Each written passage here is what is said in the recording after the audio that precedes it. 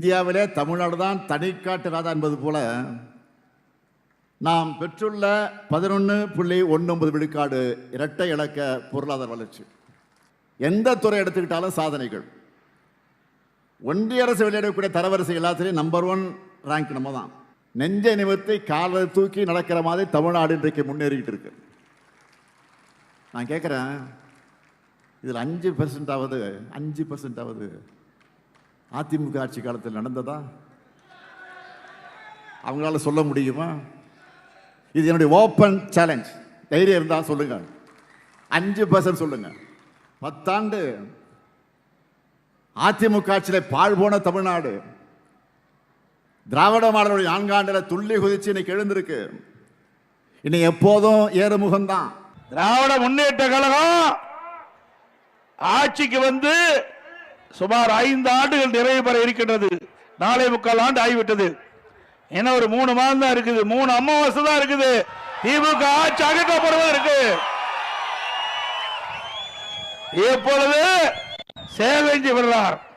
அண்ணா திமுக ஆட்சியில 5% பணிகள் தான் நிறைவேற்றப்பட்டது. திரு ஸ்டாலின் அவர்களே, சிந்தித்து பாருங்கள். நீங்க பேசிய இடம் கள்ளக்குறிச்சி மாவட்டம். அந்த கள்ளக்குறிச்சி மாவட்டத்தை அண்ணா திமுக ஆட்சி இருக்கின்ற பொழுதுதான் மாவட்ட உதயமானது. ஆக 5% இல்ல, 95% நிறைவேற்றப்பட்ட ஆட்சி அண்ணா திமுக ஆட்சி. ஏதோ நான் மெலோடவுன் ஆகிட்டேனோ, நான் வேற ஏதோ அழுத்தத்திற்கு அடிபணிகிறேனோ, இல்லை நான் மனமாற்றம் ஏற்பட்டனோங்கிறது கிடையாது. எங்களை யாரும் அழுத்தம் கொடுக்கவும் இல்லை. ஒருத்தங்களை அழுத்தம் கொடுத்து ஒரு தலைவரை வேண்டுமானால் வழிக்கு கொண்டு வர முடியும். ஆனால் தொண்டர்கள் கேட்பார்களா? யாரிடமும் அன்போட மரியாதையோடு அணுகிதான் அவர்கள் தங்கள் கூட்டணிக்கு வர வேண்டும் என்பது எந்த ஒரு கட்சியும் செய்யும். அது பெரிய பவர்ஃபுல் கட்சியாக இருந்தாலும் சரி, ஒன்றும் இல்லாத சாதாரண புதிய கட்சியாக இருந்தாலும். கூட்டணிக்கு தலைமை தாங்குகின்ற கட்சிகள் என்னை அணுகி எங்கள் கட்சி அவர்கள் கூட்டணிக்கு வர வேண்டும் என்று எங்களோடு பேசுவது உண்மை. ஆனால் நாங்கள் எந்த முடிவும் எடுக்கலை. இத்தனை சீட்டு கொடுத்தா அந்த கூட்டணிக்கு அப்படிங்கிற மாதிரி முடிவும் நாங்கள் எடுக்கலை. உங்களுடைய இலக்கு என்ன? ஒற்றை இலக்கா, இரட்டை இலக்கா, 3 இலக்கான்னு நான் தெளிவாக பதில் சொல்லியிருக்கேன். 234 தொகுதிகளும் எங்கள் இலக்கு. ஆனால் நாங்கள் யாருடன் கூட்டணி அமைக்கப் போகிறோம், எத்தனை சீட்டு, யார் வேட்பாளர், எந்த தொகுதி என்பது அத்தனையும் உங்களுக்கு அதிகாரப்பூர்வமாக தலைமை கழகம் அறிவிக்கும். விரைவில் எங்கள் கூட்டணியை நாங்கள் அறிவிப்போம். பேச்சுவார்த்தை அதான் விரைவில், இன்னும் 2 மாதம் இருக்குல்ல, அறிவிப்போம். பேசிக்கிட்டு இருக்கிறோம், பேச்சுவார்த்தையில் இருக்கிறோம். பெரிய கூட்டணி, நல்ல பலமான கூட்டணி, மெகா கூட்டணி முடிவாகும். இன்னைக்கு கண்ணு முன்னாடி இந்த கட்சி பலவீனமாக நிற்கிறப்போ பெத்த வயிறு 10 எரியுது. உண்மைதான். நான் என் மகன் அன்புமணியை நம்பினேன். அது நான் செஞ்ச மிகப்பெரிய தப்பு. வர தேர்தலில் 25 தொகுதிகளில் வெற்றி பெற்று நம்ம கட்சியோட சின்னத்தை மீட்கணும். வணக்கம், இது கேள்விக்களம். சாதனைகளை பட்டியலிட்டு சவால் விடுத்திருக்கிறார் தமிழ்நாட்டினுடைய முதலமைச்சர் திரு மு க ஸ்டாலின். இன்னொரு புறத்தில் அதே போன்ற ஒரு சவாலை நேருக்கு நேர் விவாதிக்கலாம் என்று எதிர்க்கட்சி தலைவர் திரு எடப்பாடி பழனிசாமி முன்பு வெளியிட்டிருந்தார். ஆனால் இந்த நேருக்கு நேர் நடக்கக்கூடிய விவாதங்கள் அழைப்புக்கு சுவாரஸ்யமாக இருக்குமே தவிர நடைமுறையில் அவை சாத்தியமில்லை.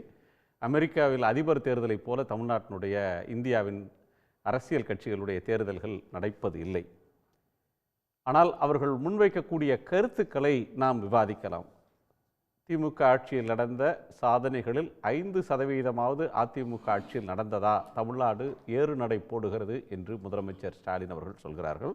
எதிர்க்கட்சி தலைவர் திரு எடப்பாடி பழனிசாமி அவர்கள் அதிமுக ஆட்சி, அதிமுகவுடைய கோரிக்கையை ஏற்றுதான் மகாத்மா காந்தி தேசிய ஊரக வேலைவாய்ப்பு திட்டத்தினுடைய வேலை நாட்கள் 100 நாளிலிருந்து 125 நாளாக உயர்த்தப்பட்டிருப்பதாக இன்று சொல்லியிருக்கிறார். அதிமுக ஆட்சிக்கு வந்தால் அது 150 நாளாக உயரும் என்று சொல்லியிருக்கிறார். கூட்டணிக்கு தலைமை தாங்கும் இருபெரும் கட்சிகள் இந்த முழக்கத்தை முன்வைத்தால் கூட்டணியில் இடம்பெற காத்திருக்கக்கூடிய கட்சிகள் கூட்டணி முடிவை ஒத்தி போடுகின்றன. இன்னொரு வார்த்தையில் சொன்னால் கூலாக டீல் செய்யக்கூடிய தன்மையை பார்க்கிறோம். இந்த அம்சங்களை நாம் விவாதிக்க போகிறோம். நம்மோடு மூத்த பத்திரிகையாளர், எழுத்தாளர் திரு ஐயநாதன் அவர்கள், பத்திரிகையாளர் திரு பாக்கி அவர்கள், அரசியல் விமர்சகர் திரு நாதன் அவர்கள், அரசியல் ஆய்வாளர் விமர்சகர் திரு ரவீந்திரன் துரைசாமி அவர்கள், அதே போல் அரசியல் விமர்சகர் திரு பொன்ராஜ், விஞ்ஞானி பொன்ராஜ் அவர்கள். எல்லோருக்கும் என்னுடைய முதல் வணக்கம். பொன்ராஜ் அவர்களுடைய முதற் பார்வையை கேட்கணும். ஒரு விஷயத்தில் பார்த்தா ஒரு ஆரோக்கியமான ஒரு உரையாடல் முதலமைச்சருக்கும் எதிர்க்கட்சி தலைவருக்கு இடையே நடக்குது. யார் ஆட்சியில் தமிழ்நாடு முன்னேறியது, வளர்ந்தது, யாருடைய வாக்குறுதிகள் நிறைவேற்றப்பட்டன, யார் கொடுத்த வாக்குறுதியை நியாயமாக நிறைவேற்றியிருக்காங்க அப்படின்னு ஒரு கன்ஸ்ட்ரக்டிவான ஆர்கியூமெண்ட் நடக்கிறதாவே ஒரு பக்கத்தில் பார்க்கலாம். இது சார்ந்த உங்களுடைய புரிதல் என்ன? கடந்த 4.5 ஆண்டு காலம், 5 ஆண்டு காலம் நெருங்குகிறது. திமுக அவனுடைய திரு மு.க. ஸ்டாலின் அவர்களது தலைமையிலான இந்த திமுக ஆட்சி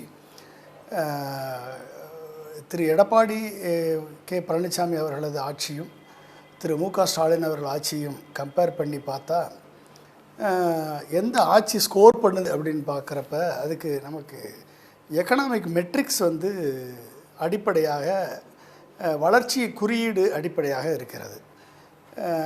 வளர்ச்சியின் விகிதம் 11.19 இருந்து 16% வளர்ச்சியை வந்து தமிழகம் அடைந்திருக்கிறது என்பது ஒரு மிகப்பெரிய சாதனை, சரித்திரம். இது வந்து எடப்பாடி அவர்கள் தலைமையிலான ஆட்சியில் ஒற்றை இலக்கத்தில் இருந்த வளர்ச்சி இன்றைக்கு இரட்டை இலக்கத்தில் டபுளாக, இரட்டிப்பாக அது மாறி இருக்கிறது என்பதே வந்து தமிழகம் வளர்ச்சி பாதையில் செல்கிறது என்பதற்கான அத்தாட்சி. இரண்டாவது, இதற்கு அடிப்படையாக என்ன அப்படின்னா, எத்தனையோ மாநிலங்கள் வந்து இன்வெஸ்ட்மெண்ட்டை வந்து ஈர்த்திருக்கிறார்கள். இன்வெஸ்ட்மெண்ட் வந்துக்கிட்டு இருக்குது. ஆனால் அந்த இன்வெஸ்ட்மெண்ட் வந்து கேபிட்டல் எக்ஸ்பெண்டிச்சரை உருவாக்குவதற்கு, வேலை நாட்களை உருவாக்குவதற்கு காரணமாக அமைந்திருக்கிறதா என்று பார்த்தால் அது சர்வீஸ் செக்டாருக்கு தான் அதிகமான இன்வெஸ்ட்மெண்ட் வந்திருக்க வெளியே மேனுஃபேக்சரிங் செக்டாருக்கு இன்வெஸ்ட்மெண்ட் வந்திருக்கா அப்படின்னா வந்து பல்வேறு மாநிலங்களில் அது கம்மியாக தான் இருக்கும் மேனுஃபேக்சரிங் செக்டாருக்கு. ஆனால் தமிழகம் கடந்த 4.5 ஆண்டு கால திமுக ஆட்சியில் கிட்டத்தட்ட 10,67,000 கோடி மதிப்பிலான இன்வெஸ்ட்மெண்ட்டை திரு மு.க. ஸ்டாலின் தலைமையிலான, திரு டிஆர்பி ராஜா தலைமையிலான அமைச்சரவை இன்றைக்கு தமிழகத்திலே ஈர்த்திருக்கிறது. இந்த ஈர்த்திருக்கிற செக்டார் வைஸ் நீங்கள் பார்த்துக்கிட்டிங்க அப்படின்னா அதிகமான மேனுஃபேக்சரிங் செக்டார் வந்து இண்டஸ்ட்ரியல் செக்டார் அண்ட் மேனுஃபேக்சரிங் செக்டாரில் இந்த அந்நிய நாட்டு முதலீடு உள்ளே வந்திருப்பதன் காரணமாக இது வந்து it is key for economic growth. அப்போ வந்து $1 trillion எக்கானமி என்ற இலக்கை நோக்கி செல்வதற்கான ஒரு அடித்தளம் இங்கே வந்து அமைக்கப்பட்டிருக்கிறது. நீங்கள் ஜெயலலிதா அவர்களது ஆட்சி காலத்தான 6 ஆண்டு காலம், திரு எடப்பாடி பழனிசாமி அவர்களது ஆட்சிக்கான 4 ஆண்டு காலத்தையும் சேர்த்து 10 ஆண்டு காலத்தை கணக்கெடுத்துக்கிட்டிங்கன்னா அவர்கள் வந்து கொண்டு வந்ததாக சொல்லப்பட்ட தொகை வந்து 5,80,000 கோடி. ஆனால் அதில் வந்து ரியலிஸ்டிக்காக கன்வெர்ட் ஆனது வந்து 67,000 கோடி தான் இப்போ இருக்கக்கூடிய பப்ளிக்லி அவைலபிள் டேட்டா. இது நான் வந்து பப்ளிக்காக அவைலபிள் டேட்டாவை எடுத்து தான் நான் அதை சொல்கிறேன். இந்த டேட்டா இருக்குது. ஆனால் திரு மு.க. ஸ்டாலின் அவர்கள் தலைமையிலான இந்த 11 லட்சம் கோடி முதலீடு, இப்போ ரீசெண்டாக ஒசூரில் வந்து ஒரு 24,000 கோடி முதலீடு, இது எல்லாமே வந்து 80% வந்து இதை சாத்தியப்படுத்தி இருக்கிறது திரு மு.க. ஸ்டாலின் தலைமையிலான அரசு. இது வந்து ஒரு மிகப்பெரிய ஒரு சாதனையாகத்தான் நான் பார்க்குறேன். அதனால்தான் இந்த இரட்டை இலக்க பொருளாதார வளர்ச்சியை தமிழகம் எய்தி இருக்கிறது. இந்த கொடுத்த வாக்குறுதியை நிறைவேற்றியிருக்கிறார்களா இல்லையா என்பது ஒரு பக்கம் இருந்தாலும் 500 வாக்குறுதி கொடுத்தாங்க, அதில் 364 வாக்குறுதியை நிறைவேற்றியிருக்கிறார்கள் என்று அரசினுடைய அறிக்கை சொல்கிறது. மிச்சம் இருக்கக்கூடிய வாக்குறுதிகள் பெரும்பாலும் வந்து மத்திய அரசினுடைய நிதி சார்ந்த நிதி பாராமுகத்தை, நிதி வந்துச்சுன்னா அதை செய்யக்கூடிய நிலையில் இருக்கக்கூடிய கோரிக்கைகளாக இருக்கலாம், இல்லை என்று சொன்னால் பல்வேறு தடங்கள் இருக்கலாம். ஆனால் சொல்லாத பல்வேறு விஷயங்களை வந்து அதாவது குழந்தைகள் முதல், அதாவது குழந்தைகளுக்கு காலை உணவு முதல் முதியவர்களுக்கான அன்புச்சோலை திட்டம் வரை பல்வேறு வயது பிரிவினர்களுக்கும் முதல்வர் வந்து ஒரு கனிவு பார்வையோடு வந்து ஒரு திட்டங்களை கொண்டு வந்து அவர்களை எல்லாம் ஒரு இன்க்ளூசிவ் growthற்கு அடிப்படையாக அதை வித்திட்டிருக்கிறார் என்று தான் நாம் கருத வேண்டும். பள்ளி கல்வியில் வந்து பல்வேறு பிரச்சனைகள் இருந்தாலும் 42,000 கோடியை பள்ளி கல்விக்காக ஒதுக்கீடு செய்து பள்ளி கல்வியை வந்து இன்றைக்கி வந்து இடைநிற்றல் இல்லாத ஒரு பள்ளி கல்வியாக பிரைமரி அண்ட் அப்பர் பிரைமரியில் 0 இடைநிற்றலுக்கு 0% அண்டு ஹையர் செகண்டரியில் வெரி வெரி மினிமல் 7% தான் 7% தான். அது வந்து 16% இருந்தது, 7% தான் கொண்டாந்துருக்காங்க. அப்போ இது வந்து ஒரு மிகப்பெரிய சாதனை தான் நான் பார்க்குறேன். இது வந்து ஒரு நாட்டினுடைய தமிழ்நாடு வந்து ஒரு சட்டம் ஒழுங்கில் அமைதியை ஏற்படுத்தியதன் காரணமாக, சட்டம் ஒழுங்கு பிரச்சனையை கண்ட்ரோலில் வைத்து கொண்டதன் காரணமாக இந்த அமைதியான வளர்ச்சிக்கு திரு மு.க. ஸ்டாலின் அவர்கள் வித்திட்டிருக்கிறார். இது எதுக்கு தேவை அப்படின்னா, இந்த இரட்டை இலக்க பொருளாதார வளர்ச்சி என்பது அடுத்த 10 ஆண்டுகளுக்கு தொடர வேண்டும். தொடர்ந்தால்தான் தமிழகம் வந்து வளர்ந்த நாடுகளுக்கு இணையான நாடாக மாறக்கூடிய வாய்ப்புகள் கிடைக்கும். அதை விடுத்து இங்கு ஆட்சி மாற்றம் ஏற்பட்டு ஒன்று அவர் சொல்றது ஒரு எக்கனாமிக் இண்டிகேட்டர், ஒரு தொழில் முதலீடு பொருளாதார வளர்ச்சி, அந்த கோணத்தை ஒரு வளர்ச்சின்ற கோணத்தில் மட்டும் அவர் பார்க்குறாரு. அது ஒரு ஆஸ்பெக்ட். இப்போ திமுக அதிமுக அவங்க பெர்ஃபார்மன்ஸை பேசுகிறாங்க. இன்னொரு முனையில் பார்த்தீங்கன்னு சொன்னால் தமிழ்நாட்டை பாதிக்கிற இஷ்யூஸ், அது நீட்டாக இருக்கலாம், கல்வி உரிமை தொகையாக இருக்கலாம், ஹிந்தி திணிப்பு விவகாரமாக இருக்கலாம், புதிய மருத்துவக் கல்லூரிகளை தர மறுக்கக்கூடிய விஷயமா இருக்கலாம். இதில் அதிமுக என்ன செய்தது, திமுக இதை எப்படி அணுகுது அப்படின்ற ஒரு அரசியல் பார்வையோடையும் நம்ம அதையும் இன்னொரு பெர்ஸ்பெக்டிவ்ல பார்க்கலாம். 3 அமாவாசையில் இந்த ஆட்சி முடிஞ்சிரும்னு திரு எடப்பாடி பழனிசாமி எப்படி சொல்றாரு?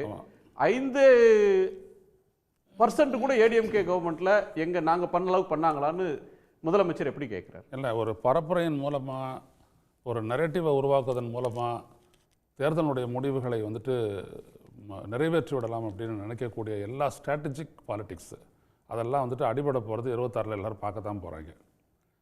அவர் முதல்வர் வைக்கக்கூடிய ஒரு விடயம் வந்துட்டு ரொம்ப சரியான ஒரு விடயம். அதாவது என்னென்னா, என் ஆட்சியினுடைய சாதனை இது, நீங்கள் சொல்லுங்கள் பார்த்துருவோம். இப்போ நான் மக்கள்கிட்ட இதெல்லாம் சொல்லும்போது அவர் பார்த்தீங்க அப்படின்னா திருவண்ணாமலையில் அதை பேசும்போது அவர் அதை சொல்கிறாரு.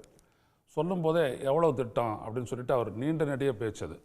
அதை பார்த்தீங்கன்னா என்னென்ன திட்டங்களை நிறைவேற்றிருக்கிறோம் அப்படின்றது. ஆனால் இவங்க எங்கே நிற்கிறாங்கன்னா, முதல்வர் மேலேயும் இந்த ஆட்சியின் மீது குறை சொல்கிறவங்க, நீங்கள் கொடுத்த வாக்குறுதி எவ்வளோ நிறைவேற்றிருக்கிறீங்க அப்படின்ற இடத்த வந்துட்டு அந்த 505 அவங்க ஒப்பிட்டு பேசுகிறாங்க. இதுக்கு முன்னாடி நீங்கள் பத்திரிகையாளர் நெடுங்காலம் பல தேர்தலை பார்த்துருப்பீங்க. எந்த தேர்தலையாவது எந்த தேர்தல் அறிக்கை ஒரு 5 ஆண்டு நிறைவில் 5 வருஷத்துக்கு முன்னாடி நீங்கள் கொடுத்த தேர்தல் அறிக்கையை வந்து நாங்கள் டீட்டெயில்டாக ஒரு எவால்வேட் பண்ணுறோம் அப்படின்ற வாதம் நடந்திருக்கா பொதுவெளியில்? இல்லை, அந்த அளவுக்குலாம் நடந்ததே இல்லை.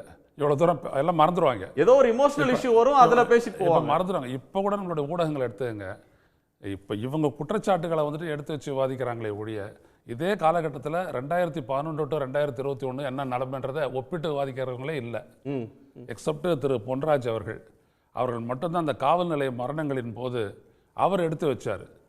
அவங்க 22 to 24 21 to 24 வைக்கும்போது அவர் தான் சொன்னார் 11 to 21 என்ன நிலைமை அப்படின்றத சொல்லி 458 மரணங்கள் அப்படின்னு சொல்லி முதல்ல ஒரு அதிர்வலை ஏற்படுத்தி அதுக்கு முற்றுப்புள்ளியே வச்சுட்டாருன்னு கூட சொல்லலாம். அந்த மாதிரி அவர் பண்ணார். அதனால் முதலமைச்சர் என்ன பண்ணுறாருன்னா, என்னுடைய சாதனை இது இந்த 5 ஆண்டு காலத்தில் நான் இவ்வளோ பண்ணியிருக்கேன், ஒப்பீட்டு அளவில் உங்களால் 5% நிறைவேற்றிருக்கிறீங்களா சொல்லுங்கள் அப்படின்னு சொல்லிட்டு அவர் பண்ணியிருக்காரு. சட்டசபை கூட்டத்தொடர் வரப்போகுது. அந்த இடத்துல வந்துட்டு எதிர்க்கட்சி தலைவர் வந்துட்டு அவரை எதிர்கொள்ளலாம், எப்படி வேணாலும் எதிர்கொள்ளலாம். ஆனால் இங்கே கவனிக்கத்தக்கது, அவர் சொல்லக்கூடிய எக்கனாமிக் மேட்ரிக்ஸ் மட்டும் இல்லை, பொருளாதார அளவுகோல்கள் மட்டுமல்ல, சோஷியோ எக்கனாமிக் அந்த இடத்துல நீங்கள் எடுத்துக்கிட்டீங்கனால சாதாரண மக்கள் 40 விழுக்காடு வறுமை கோட்டுக்கு கீழேயும் மேலேயும் இருக்கக்கூடிய மக்கள் இன்றைக்கி அவர்கள் பெறக்கூடிய அந்த சமூக நல திட்டங்கள் வந்துட்டு அவங்களுக்கு எந்த அளவுக்கு உதவுது அப்படின்றது தான் இன்றைக்கி மைக்கு நெட்டும் போது அவங்களுடைய ரெஸ்பான்ஸாக வருது. அதாவது இந்த 1000 ரூபா எங்களுக்கு எப்படி உதவுது அப்படின்னு சொல்கிறது, இந்த பேருந்து பயணம் எந்த அளவுக்கு தங்களுக்கு பொருளாதார ரீதியாக உதவுது அப்படின்னு சொல்கிறது, இந்த கல்விக்கான ஊக்கத்தொகை அப்படின்னு சொல்கிறது, இந்த காலை உணவு பிள்ளைங்களுக்கு எந்த அளவுக்கு உதவுது அப்படின்னு சொல்கிறது, இதெல்லாம் பார்த்தீங்க அப்படின்னம்னா வந்துட்டு இது அவங்களுடைய வாழ்க்கையில் ஒரு அங்கமாக. அது சார் ஜெயலலிதா இருந்தபோது எப்படி இந்த ஆடு மாடு கோழி cycle laptop fan bed grinder இதெல்லாம் அந்த அவங்கள அம்மானு சொல்ல வச்சுதோ, அதே மாதிரி இன்னைக்கு ஸ்டாலின் கொடுத்த திட்டங்கள் எல்லாமே சொல்லிட்டு அவர் அப்பான்னு சொல்ல வைக்குது. இவ்வளோதான். சாதாரண மக்களை வந்துட்டு தொடக்கூடியது. அந்த இதுதான் வந்துட்டு தேர்தலில் வந்துட்டு நிர்ணயிக்கக்கூடிய சக்தியாக வந்துட்டு இருக்கும் அப்படின்றது வந்துட்டு தெரியும். இப்போ கூட நீங்கள் பார்த்தீங்கன்னா ஒப்பிட்டாலும் நான் ஒரு விஷயத்த சொல்கிறேன். 19 to 29, 30 to 39 இந்த ஏஜ் குரூப்பில் தான் அதிகமான பெண்கள் வந்துட்டு வாக்காளர் பட்டியலிருந்து நீக்கப்பட்டிருக்கிறாங்க. இந்த எஸ்ஐஆர் நடவடிக்கையின் போது நீக்கப்பட்டவர்களில் 90 பெண்கள் வந்து 49.9 லட்சம் பெண்கள் நீக்கப்பட்டிருக்காங்க. அதில் வந்துட்டு பார்த்தீங்கன்னா 95% இந்த செக்மெண்ட்டை தான் நீக்கியிருக்கிறாங்க. நீங்கள் நல்லா கவனிச்சிங்கன்னா ரூரலில் இந்த பாப்புலேஷன் தான் இந்த பெனிஃபிட்டெல்லாம் நிறைய அடையுது.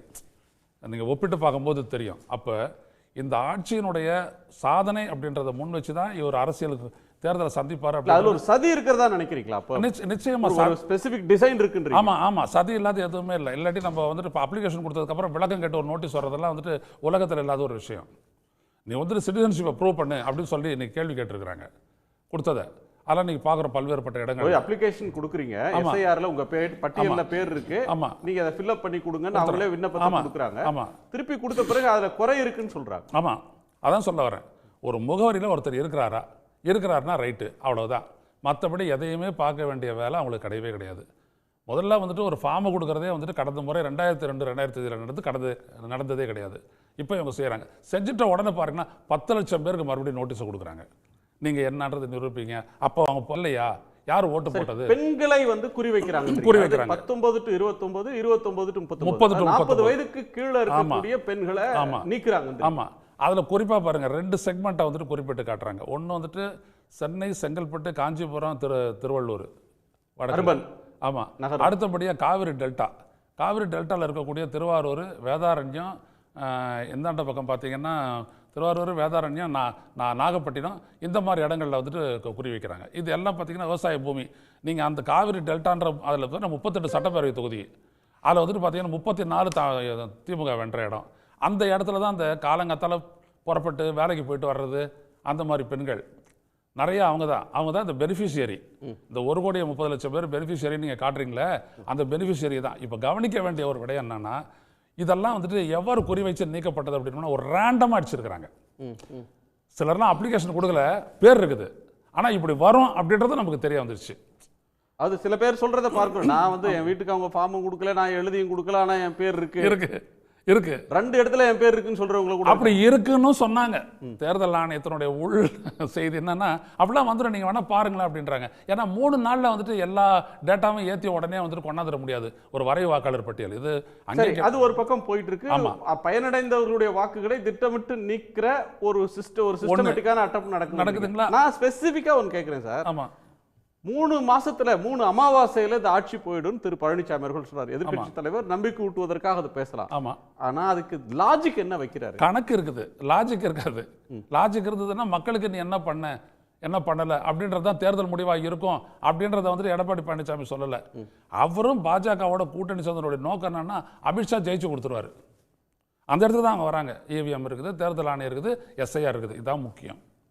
நீங்க நல்லா கவனிங்க. 47 லட்சம் வாக்காளர்களை நீக்கி 1.5 கோடி பேருக்கு வந்துட்டு 10,000 ரூபா போட்டு 56 லட்சம் ஓட்டு தான் வந்துட்டு வெற்றி பெற்ற கூட்டணிக்கும் தோல்வி அடைந்த கூட்டணிக்கும் பீகாரில் வித்தியாசம். அப்போ அவங்க குறி வைக்கிற இடமே இதுதான். இந்த இடத்த மட்டும் டேக்கிள் பண்ணிட்டாங்க திமுக கூட்டணி அப்படின்னோம்னா அவங்களுடைய வெற்றியை ஒன்றும் தடுக்க முடியாது. ஸோ இந்த நீக்கப்பட்டவங்களை சேர்த்துடணும். அதே மாதிரி வந்துட்டு விலக்கப்பட்டவங்க இருக்கிறாங்க இல்லையா, விலக்கப்பட்டவங்க அதாவது இல்லை அப்படின்னுட்டு நான் என்ன என் பொண்ணுக்கு வந்துட்டு பிரசவம் பார்க்கறதுக்காக போயிருந்த போது போட்டி கடந்துச்சு, அதை வச்சு முடிச்சிருவீங்களா அப்படின்னு ஒரு அம்மா கேட்குறாங்க. இதெல்லாம் ஒரு சாதனையான அவங்களுடைய கணவர் இல்லை, அப்படி எல்லாமே பண்ணுவாங்க எங்கேயாவது. பட் இதில் இன்னொரு பிரச்சனை இருக்கு. பொதுவாக நம்ம மக்கள் வந்து வாக்கு சாவடிக்கு போகிறதுக்கு முதல் நாள் காலையில் ஓட்டு போட போகும்போது தான் அந்த வாக்காளர் பட்டியல் இதை எடுத்து அடையாள அட்டை தேடுவாங்க. கிராமங்களில் வந்து நெட்டில் சர்ச் பண்ணி என் பேர் இருக்கா அப்படின்னு பார்க்குற ஒரு பண்பு இருக்காது. இப்போ கடைசி நாளில் பல பேருக்கு அதிர்ச்சி காத்திருக்குன்றீங்க. மற்றவங்களுடைய கருத்தை கேட்டு வந்து திரு பாக்கி, எந்த அடிப்படையும் இல்லாமல் இந்த கருத்துக்கள் முன்வைக்கப்படுகின்றன அப்படின்ற ஒரு கருத்து சொல்றாரு எடப்பாடி பழனிசாமி அவர்களுடைய. இதில் வந்து ஒரு தர்க்கம் இல்லை, வேற ஏதோ ஒரு தந்திரமான ஒரு நம்பிக்கை தான் இருக்கு. அரசியல் அடிப்படையில் அவர் வந்து 5% கூட நிறைவேற்றலை, திமுக அரசு நிறைவேற்றலை, துடைச்சு, அது அரசியல் பார்வை. ஆனால் அவர் கேட்கிற கேள்வியை ஒட்டி நான் சொல்கிற விஷயங்கள் என்னென்னா, இப்போ மருத்துவக் கல்லூரிகள் அப்படின்னு எடுத்துக்கிட்டால் இந்த ஆட்சியில் வந்து திறந்தாங்க. ஆனால் எந்த ஆட்சியில் அதை தொடக்கத்து பணி பண்ணாங்க? அந்த மாதிரி பல திட்டங்கள் எங்கள் ஆட்சியில் நான் தொடங்கினோம், நீங்கள் முடிச்சிட்டீங்க, அதனால் அதுக்கு பேரை தட்டிக்கிறீங்க அப்படிங்கிறது அவரோட லாஜிக்கு. இது யதார்த்தமாக இல்லை. எல்லா ஆட்சி காலத்தில் இந்த மாதிரி நடக்கும் சார். இப்போ வள்ளுவர் கோட்டத்தை 1974 கலைஞர் தான் நிறுவினார். ஆனால் அது திறக்கும்போது அவர் இல்லை. அது அப்போ நம்ம எப்படி பேசுகிறோம், கலைஞர் கட்டியதை வந்து அப்போ குடியரசுத் தலைவர் தான் திறந்தார். நாம் அப்போ ஜஸ்டிஃபை பண்ணுறோம். அதே மாதிரி தான் இன்றைய தினம் பல திட்டங்களை ஸ்டாலின் அரசு நிறைவேற்றி இருக்கிறது என்றால் அது மாதிரியான திட்டங்களுக்கு அடிப்படை அதிமுக. இதான் அவருடைய எடப்பாடி பழனிசாமியோடைய ஃபுல் ஸ்பீச்சை நான் கவனித்ததில் தெரிஞ்சது, எனக்கு புரிஞ்சுக்கிறது. ஸோ அவர் என்ன சொல்கிறேன், நீங்கள் என்ன புதுசாக பண்ணீங்க? ஈவன் காலை சிற்றுண்டி வரவேற்கிறேன், நான் பாராட்டேன், இதே தளத்தில் பாராட்டியிருக்கேன். ஆனால் காலை சிற்றுண்டி அவர் ஆட்சியில் கொண்டு வரப்பட்டதா இல்லையா? எங்கே கொண்டு வந்தாங்க? இல்லையா, ஒரு தனியார் நிறுவனத்தில் NGO கொண்டு வந்தாங்க. அதுக்கு அப்பவே எதிர்ப்பு இருந்தது. நீ அரசாங்கத்துல செஞ்சாதான் ரைட். ஒருத்தன் தானமா கொடுக்கிறது வந்து அரசாங்க ஸ்கீமா? அந்த கான்செப்ட் அவங்க கொண்டு வந்தாங்களா இல்லையா? நம்ம அந்த கேள்விதான். கான்செப்ட் என்ன சார் இருக்கு? கான்செப்ட் நீதி கட்சி காலத்திலே சாப்பாடு போட்டிருக்காங்க. அதெல்லாம் எடுத்துட்டோம். அப்ப சத்துணவு எம்ஜிஆர் கொண்டு வந்து சத்துணவு காலை உணவு திட்டத்தை இப்ப எடப்பாடி பழனிசாமி அவர்கள் கிளைம் பண்ண முடியுமா? திமுக தன்னுடைய வாக்குறுதியில சொல்லாத திட்டம் அது. அவர் கிளைம் பண்ண முடியுமான்னு அவர் காலத்துல காலை சிற்றுண்டி பத்தி விவாதிக்கப்பட்டதா இல்லையா சார்? விவாதம் நடந்தது. நான் சொல்றேன், நிறைவேற்றது அரசு செய்ததா? அரசு அதுக்கு ₹1 பணம் ஒதுக்குச்சா? அது வந்து ஒரு தனியார் அக்ஷய பாத்திரம்ன்ற தனியார் அமைப்பு வெங்காயம் பூண்டு இல்லாத அதெல்லாம் விவாதத்துக்குரிய அதை நான் ஏற்கிறேன். அது என்னுடைய நிலைப்பாடு என்னன்னு உங்களுக்கு தெரியும், அதுக்கு சொல்ல வரல. இது மாதிரி பல ஸ்கீமு அவங்க இனிஷியேட் பண்ணியிருக்காங்க அதிமுக. அதனால அதை ஃபுல்லாக அவங்க சொல்றது அதுதான். நீங்கள் சொன்னீங்க 500, சரி, நம்ம ரொம்ப டீட்டெயிலாக போனோம் சார். இன்னைக்கு தமிழ்நாட்டில் சென்னையில் அல்லது இப்போ சென்னைன்னு எடுத்துங்க, போராட்டங்கள் நடக்காத போராட்டம் ஏதாவது உண்டா? தூய்மை பணியாளர் போராட்டம் இருக்கா இல்லையா சார்? தேர்தல் சார், நான் எந்த போராட்டத்தையும் இல்ல நான் ஒரு பாயிண்ட் சொல்றேன், எந்த போராட்டத்தையும் நான் குறைத்து மதிப்பிடவில்லை. எல்லா போராட்டத்திற்கும் அதற்கான நியாயங்கள் போராடுபவர்கள் தரப்புல இருக்கு. தேர்தல் நேரத்தில் இந்த மாதிரி போராட்டங்கள் அதிகரிக்கிறது. அதாவது தேர்தல் வருது, நம்ம போராடணும். இப்போதாவது ஆட்சியாளர்கள் அவங்க கவனத்தை நம்ம மேல திருப்புவாங்க. மற்ற நேரத்தில் போராடினா அலட்சியப்படுத்தலாம். இப்ப நம்ம கோரிக்கைக்கு செவிமடுப்பாங்கன்னு அவங்க நினைக்கலாம். 30 எல்லா தேர்தல் காலத்திலும் இந்த போராட்டம் நடந்திருக்கு. அதை வந்து நம்ம வந்து அரசியல் பண்ணும்போது சில ஆளுந்தரப்பில் இப்போ இருக்கிற ஆட்சியாளர்கள் இதெல்லாம் அவங்களும் பண்ணுவாங்க. இதெல்லாம் இதில் என்ன வைட்டல் பாயிண்ட்னா, பென்ஷன் ஓய்வூதிய திட்டத்தை பற்றி இவங்க உறுதியாக சொன்னது எந்த கட்சி தேர்தல் இருக்கையில்? இப்போ கூட சொல்லலாம், தப்பு கிடையாது, எங்களால் முடியாது. ஃபினான்ஷியல் கன்சல்ட் சொன்னீங்களா இல்லையே? இது மாதிரி பல பிரச்சனைகள் இருக்கு. இல்லை வர நம்ம அதை பற்றி நம்ம எல்லாமே சார், சிலது நிதி பிரச்சனையெல்லாம் நண்பர் பொன்ராஜ் அது நிதி விஷயத்தை கரெக்டாக சொன்னார். ஆனால் இதெல்லாம் முடியும், சாத்தியம் இல்லை, நாங்கள் பின்னாடி செய்கிறோம், இந்த மாதிரி பல விஷயங்கள் இருக்குல்ல, அதை இந்த அரசாங்கம் செஞ்சுருக்கா? நிறைவேற்றாத திட்டங்கள் அதிகமாக விவாதிக்கப்படுகிற தளங்களில் பேசப்படுகிற அந்த திட்டங்கள் பறித்து ஏன் தலைமைச் செயலர் ஊழியர்கள் வந்து 6ஆம் தேதி இது பண்றாங்கல்ல? ஒரு அட்வர்ஸ் ஃபினான்சியல் சிச்சுவேஷன்ல இந்த ஸ்டேட் ஃபேஸ் பண்ணிட்டு இருக்குது. ஜிடிபி வந்துட்டோம், பொருளாதாரத்தை நாங்கள் வந்துட்டோம் சொல்லலாமா? இப்போ 16% அப்படின்னு சொல்லிட்டு ஜிஎஸ்டிபி நம்ம சொல்லும் போது பின்னாடியே நீங்கள் என்ன ஒன்று பார்க்கணும் அப்படின்னோம்னா, அந்த வரி பகிர்வில் பார்த்தீங்கன்னா we are at the receiving end. ஒரு உத்தரப்பிரதேசத்துக்கு கிடைக்கக்கூடிய நிதி வரி பகிர்வில் கிடைக்கக்கூடிய அந்த குஷன், அந்த விதமான சாதகத்தன்மை இங்கே தமிழ்நாட்டுக்கு இல்லை. இப்போ இதை கணக்கில் வச்சுக்கிட்டு தான் ஒருத்தர் நம்ம பேசணும். அதே நேரத்தில் மற்றவங்க வந்து வட மாநிலங்களுக்கு கிடைக்கிற அளவுக்கான நிதி இல்லை, தருவதில்லை. நிதி பகிர்வு குறைந்த பிறகும் அந்த நெருக்கடியும் சுமந்து கொண்டு நகர வேண்டிய சுமந்து கொண்டு வளர்ச்சியை காட்டுது, முதன்மை வளர்ச்சியை காட்டுது.